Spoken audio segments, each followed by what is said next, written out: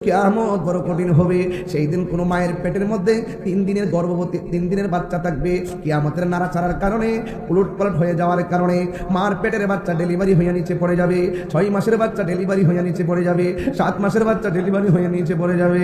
ও বন্ধুরে, বন্ধুরে, ও বাবা, এবার মানুষ বলবে কি ব্যাপার, আকাশটা কাঁপতেছে কেন, জমিনটা নাচতেছে কেন, ইজা জুলজিলাতিল আরদু জিলজালাহা, সবগুলা কাঁপতেছে কেন, ইজা সামাউ ফাতারাত, আকাশটা ছিদ্র হইল কেন, ওয়াইজাল কাওয়াকিবু তাসরাত, তারকাগুলো খুলে খুলে পড়ে গেল কেন, ওয়াইজাল কুবুরু বুসিরাত, কবর থেকে মানুষ উঠলো কেন, ওয়াইজাল বিআরু ফুজ্জিরাত, নদীর মধ্যে সুনামি শুরু হয়ে গেল, ইয়াউমা ইয়াকুনুন নাসু কাল ফারাশিল মাবসুস, মানুষগুলো তোলার মতো উড়ে গেল কেন, ওয়া তাকুনুল জিবালু কাল ইহনিল মানফুস, দুনিয়ার পাহাড়গুলো আকাশে উড়ে গেল কেন।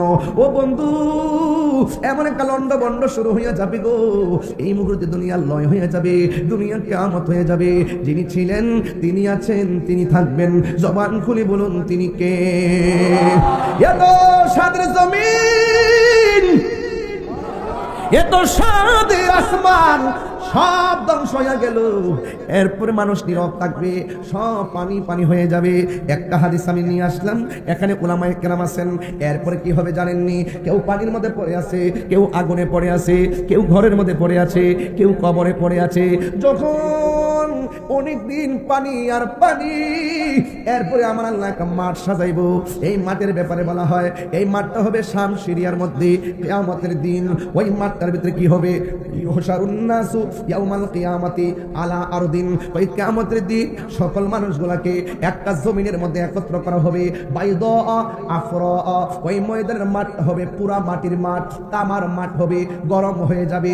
ও বন্ধুরে, কাকুর সাতিন নাকি, এমন একটা মাঠ হবে, উপরে সূর্য থাকবে, নিচে তামার মাটি, পুরা মাটি। এই মাটির মধ্যে মানুষ দাঁড়াবে, কিন্তু ওই মাঠটার মধ্যে কি থাকবে না? ওই কাকুর সাতিন নাকি, ওই মাঠের মধ্যে কোনো উদ্ভিদ থাকবে না, কোনো গাছ থাকবে না। ওই লাইসা ফিহা আলামুন লিআহাদিন, সবার জন্য সমান হবে সেই মাঠটা।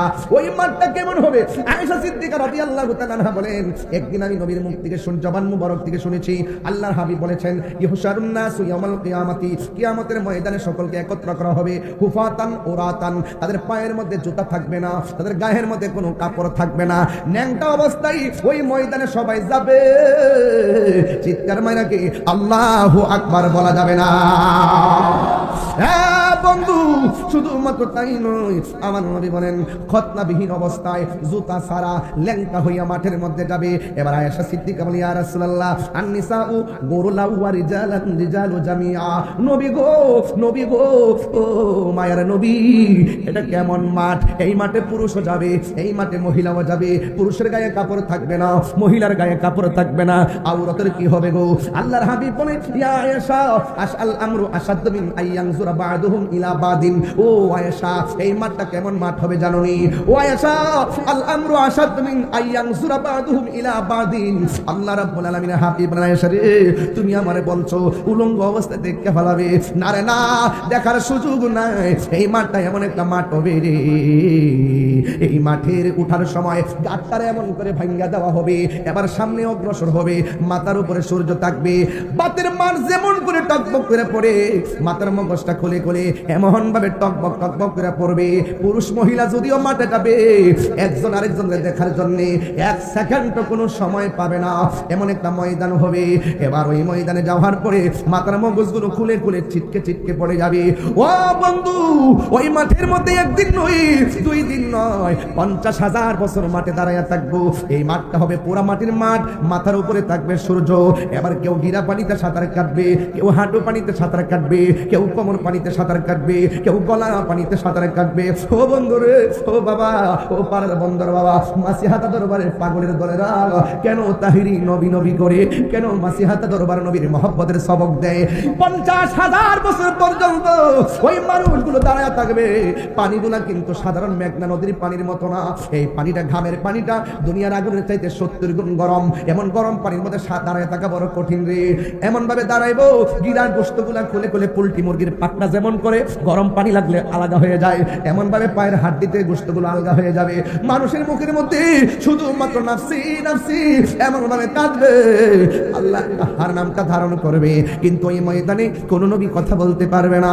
একমাত্র আমার নবী বলে, আল্লাহ আমার উম্মতরা আর এমন ভাবে দান করায় রাখো না, বিচার কাজটা শুরু করো। যার কথার মাধ্যমে আল্লাহ বিচারের কাজটা শুরু করবে তিনি হলো তোমার আমার নবী রহমাতুল লিল আলামিন, রহমতে আলম নূরে মুজাসসাম, রহমতে নূরে মুজাসসাম। সাহাবীরা আতর বানায় ওই নবীজির ঘাম, বলো না সাহাবীরা আতর বানায় ওই নবীজির ঘাম। চিনো জানো মানো কেমন আমার নবীজি, চিনো জানো মানো কেমন আমার নবীজি, যাহার প্রেমে পাগল চন্দ্র তারকারাজি। তোমরা আরো শুনবানি সুন্দর কাহিনী, আরো শোন সুন্দর কাহিনী, জান্নাতের রুমে রুমে লেখা নবীর নাম, বলো না জান্নাতের রুমে রুমে লেখা নবীর নাম। সবাই রহমতে আলম নূরে মুজাসসাম, রহমতে আলম নূরে মুজাসসাম। সাহাবীরা আতর বানায় ওই নবীর ঘাম, বলো না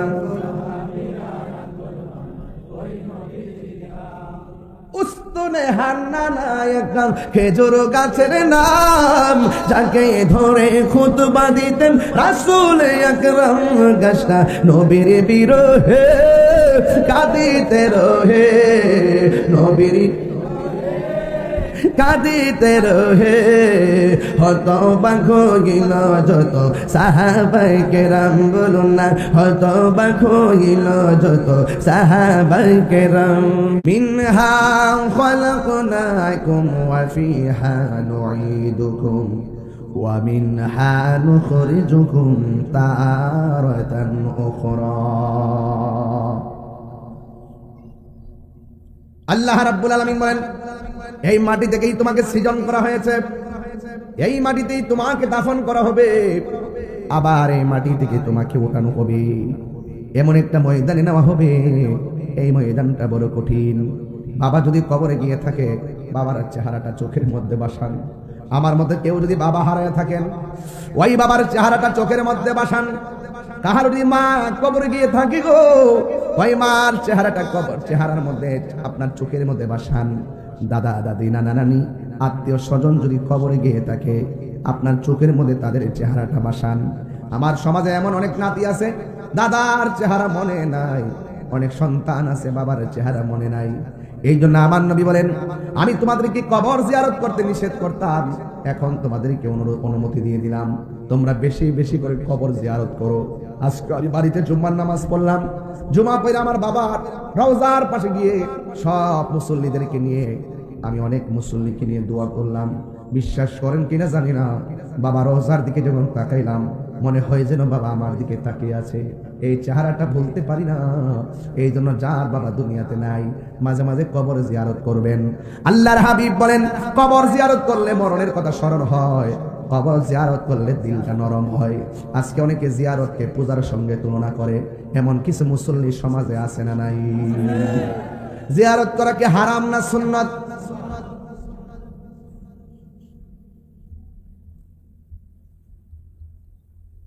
বলেন, জিয়ারত করা কি হারাম না সুন্নত? আর আওয়াজ করে হারাম না সুন্নত? নবীর সুন্নতকে যারা হারাম বলতে চায় তাদের ইমানের মধ্যে ভেজাল আছে না নাই?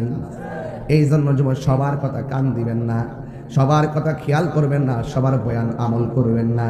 আমার নবী আপনার নবী বলেন, আমি যখন মেরাজের মধ্যে গেলাম, যাবার পরে আমি দেখছি এই পৃথিবীর মধ্যে দুনিয়াতে শুরু এবং কিয়ামত পর্যন্ত সবচাইতে বড় কষ্ট হলো কবরের আযাব। এই কবরে যারা গেছে তারা জানে ওই কবরে কেমন আছে রে। পাড়ার বন্দর মানুষগুলো, এই এলাকার গুরুস্থানের মধ্যে যারা পড়ে আছে এরা জানে কেমন আছে।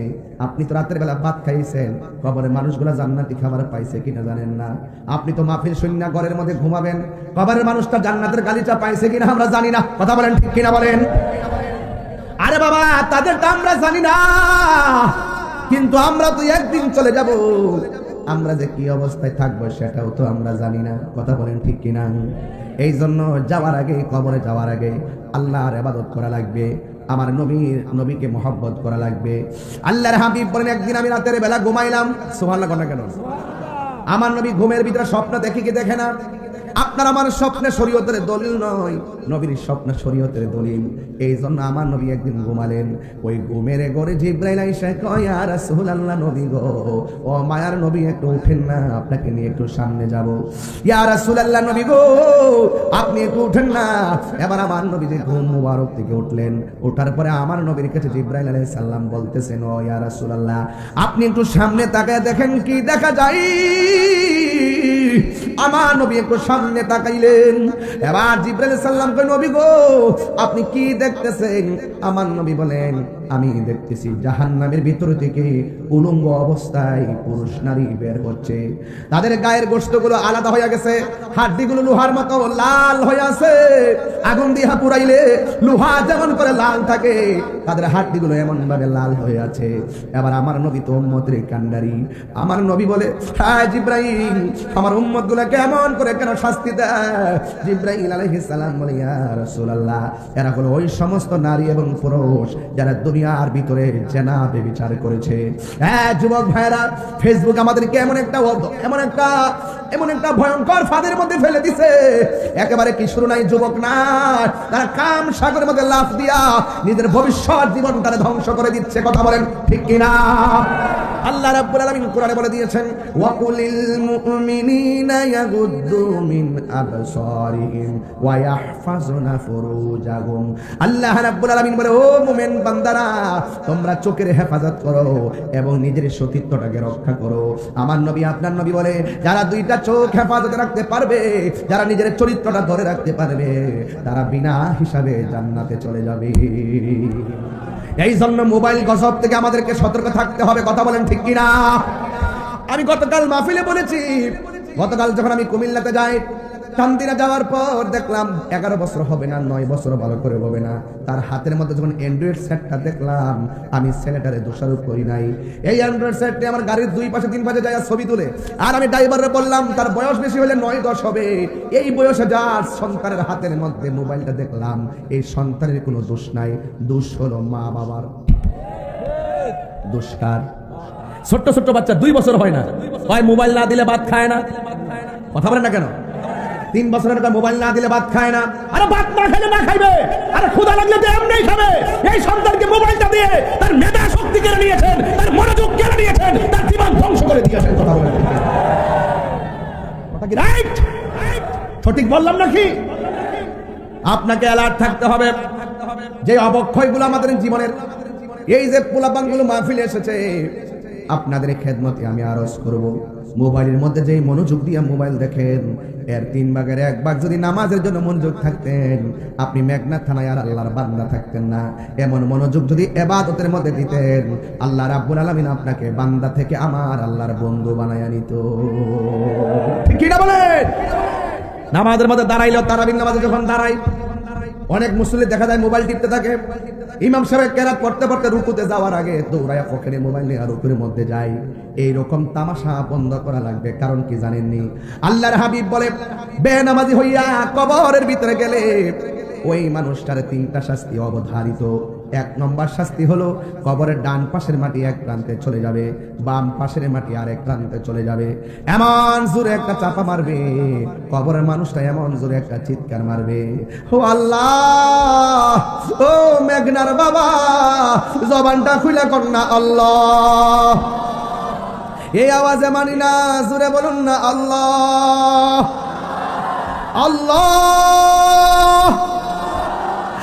আমাদেরকে আবার দুনিয়াতে পাঠাও, আমরা নামাজ পড়বো। আল্লাহ কয়, সুম্মা ইলাইহি তুরজাউন।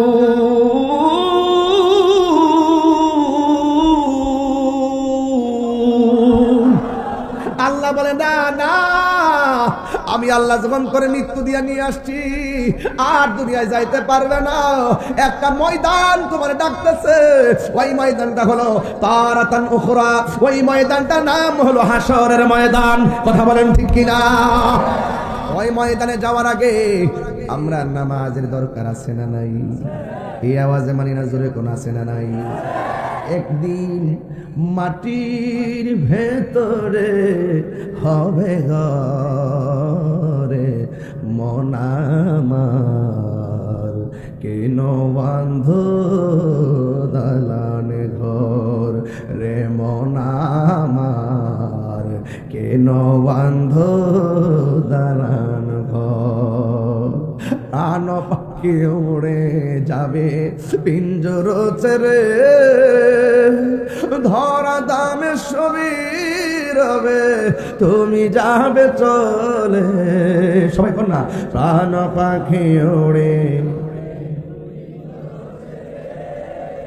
ধরা দামে সবই রবে তুমি যাবে চলে। পিতা তারা শত বন্ধু বান্ধব যত, মাতা পিতা তারা শত হয়ে যাবে সবই তোমার পরে মন আমার, কেন বান্ধ দালান ঘর রে মন আমার, কেন বান্ধ দালান।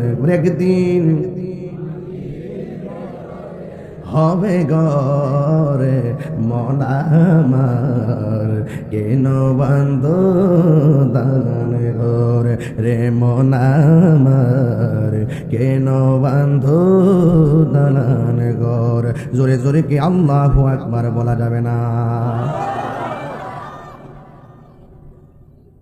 ইন্নাল মাইয়িতা ইযা বুদিয়া ফি কবরিহি, যখন মাইয়িতকে কবরে রাখা হবে, ওয়া তুওয়াল্লি আনহু আসহাবুহু, যখন আপনজনরা কবরে লাশটা রেখে থাকবে, থাকবে কথা বলা থাকবে, হয়তো আল্লাহ ফিরে আসবে। কবরে আপনজনের লাশটা রেখে মানুষ কি আসবে? যখন ফিরে আসবে, ইন্নাহু লা ইয়াসমাউ নিআলিহিম, কবরের মানুষটা আপনজনদের পায়ের আওয়াজটা কবরের ভিতরের দিকে শুনবে। চিৎকার মেরে কে আল্লাহু আকবার বলা যাবে না? বাইরে ভাই কতগুলো বিয়াদ দেওয়াইছে এখানে, চামড়া উঠালাম কিন্তু, চামড়া বুঝো, চিনো আমাকে, আমাকে চিনো, চামড়া উঠে ফেলবো। এটা বেহেশতের বাগান। আমি নবীর হাদিস পড়তেছি, তুমি পাকনামি করো জীবন ধ্বংস হয়ে যাবে। কিন্তু আমি অ্যালার্ট করছি না একবার, দ্বিতীয়বার টান দেখে নিয়ে আসবো। আর একবার যদি শুনে আমি চাই চলে, আমি এটা পছন্দ করি না, আমি পছন্দ করি। আমি কিন্তু বারবার বলছি, আমি ওয়াজটা ডিস্টার্ব হচ্ছে আমার তোমাদের কারণে। আপনারা কি আমার কথা মাইন্ড করতেছেন? আমি কি কোনো কোরআন শোনা বাইরে কথা বলতেছি? আমি একটা অশান্ত পরিবেশকে শান্ত করে আধ্যাত্মিকতা হৃদয়ে ধারণ করে ইহকাল পরকালে একটা সিলেবাস দিতে গিয়ে আওলাদ রাসূলকে পাশে বসিয়ে আপনাকে দুনিয়া থেকে আল্লাহকে প্রাপ্তির জন্য আজকে ওয়াদাবদ্ধ হওয়ার জন্য আমি কথা বলবো, আর আপনি দুনিয়ার পাকনামি করবেন, আপনাকে সেই সুযোগ দেওয়া হবে না। পরিষ্কার বললাম, আরেকবার যেন না হয়। পাকনামি করো, বলেন আমার সাথে, ইজ্জতের মালিককে, আরো বলেন ইজ্জতের মালিককে। লাস্ট ওয়ার্নিং দিলাম, আপনার স্বেচ্ছাসেবক দিয়েছেন দায়িত্ব, এলোমেলো সব দিকে আপনার দাঁড়ায় থাকতে হবে। সিস্টেম কি? সবাই যে আমাকে একবারে খুব মহব্বত করে আসছে সেরকম না। কেউ আছে এই প্রোগ্রামটাকে, যত আমি ভালো কথাই বলি, এই প্রোগ্রামটাকে হাসি তামাশা করে এই প্রোগ্রামটাকে বানচাল করার ষড়যন্ত্র। আর যেন আমি না শুনি বলে দিলাম, লাস্ট ওয়ার্নিং। সকলে আওয়াজ করেন আল্লাহু আকবার, বলেন ইয়া রাসূলুল্লাহ। আমাদের আসল ঘরের নাম কি? এই আওয়াজ আমাদের জন্য আসল ঘরের নাম কি? আর বর্গ আসল ঘরের নাম কি? কবর থেকে মানুষটা পায়ের আওয়াজ শুনতে পায়, আপনি বুঝেন ওই সময় তার মনটা কি করে? ভাই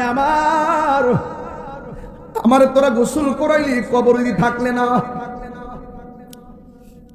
আরে আমার বাজারে এত নতুন কাপড় কইরা বাইন্ডিং করলি,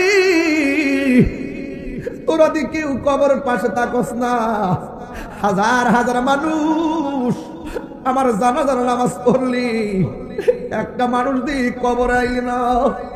শেষবার মনে করছি দুইজন কবরে আমার নাম আইছে, আমার কবরে মনে হয় থাকবে, তোরা ওদি থাকলি না। এই হাদিস শরীফের মধ্যে কি সুন্দর কথা শুনে যান রে বাবা। ও বন্ধু, এবার মাটি দিতেছে, মাটি দিয়া যখন চলে আসছে, বলা হচ্ছে ইন্নাহু লা ইয়াসমাউ করানি আলিহিম। চিৎকার মেরে কন্যা আল্লাহু আকবার। কবরের ভিতর থেকে আপনজনদের পায়ের আওয়াজ শুনবে, 40 কদম হাঁটিয়া আসিবে স্বজন, মুনকার নকির হাজির হইবে রে তখন। হাদিস শরীফের মধ্যে দেখছি তাদের চোখগুলো হবে নীল নীল, পৃথিবীর সমান বড় হবে তাদের নখগুলো। এমন ভাবে কবরটা কোদাল দিয়া যাবে না, মাটি কাটে, এমন ভাবে তারা কবর খুঁড়তে থাকবে। আল্লাহু আকবার কোন না কেন? কিছু কিছু মানুষ